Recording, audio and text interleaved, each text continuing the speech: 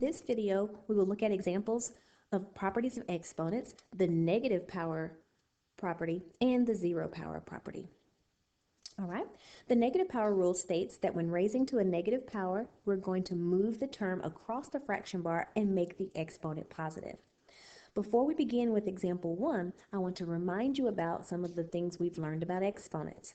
An exponent only has the base that is right next to them. For instance, this exponent of -5, the only thing that is part of the base of that -5 would be the x. We have to remember that so we do not mistakenly attach that -5 exponent to the 3, because only the x is being raised to the -5 power. All right, so let's see if you remember that as we continue through these examples. As we use the negative power rule, I'm looking at 3. It has no negative exponent, so the 3 will remain on top of the fraction bar where he is.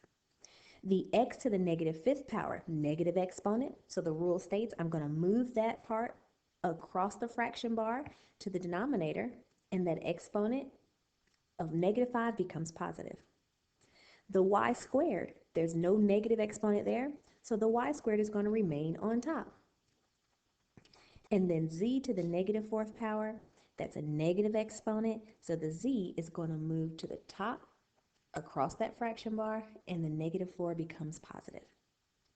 Pause your video for just a moment, and you try ab to the -8 all over 7 times c to the -1. Let's see how you did.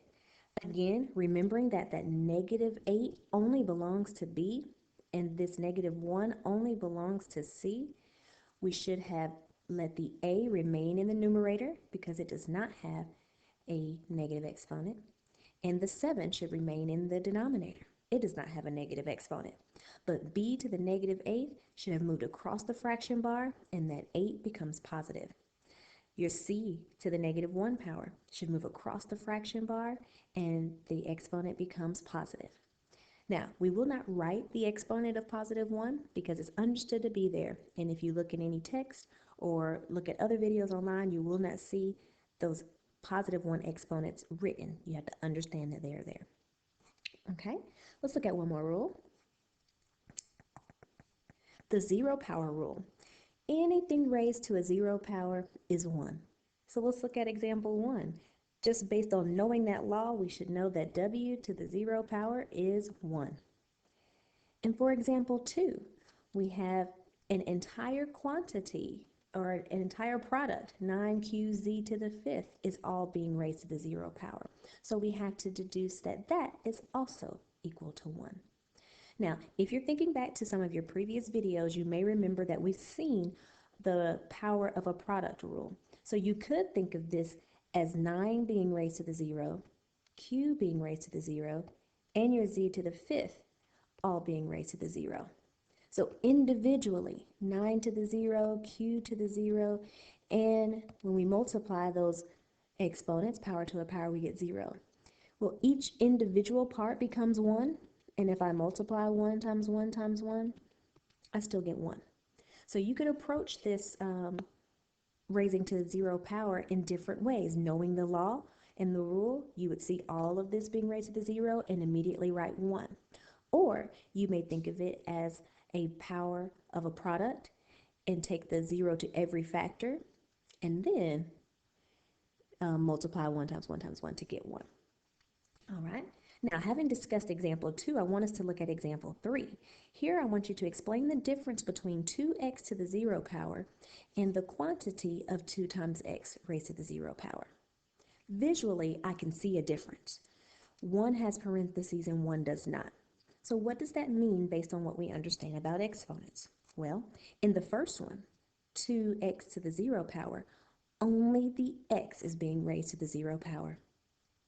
In the quantity of 2x to the 0 power, the 2 and the x are being raised to the 0 power.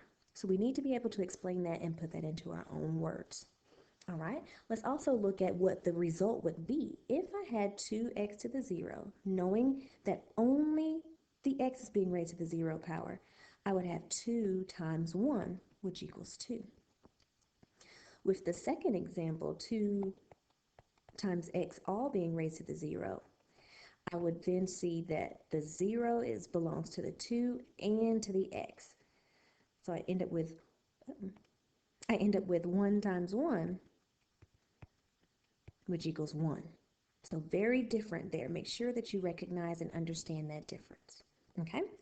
Like always, I want you to practice now that we've looked at some examples. So at this time, pause your video and restart when you're ready to check your answers. Look back at the notes that you've written, and if you even want to rewind the video and go back, do so. But I want you to try numbers 1 through 5, thinking of what we discussed about the 0 power rule and the negative power rule. Let's see how you did.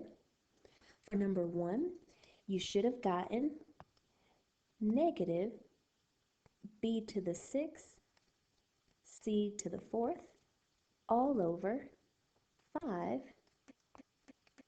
times a squared.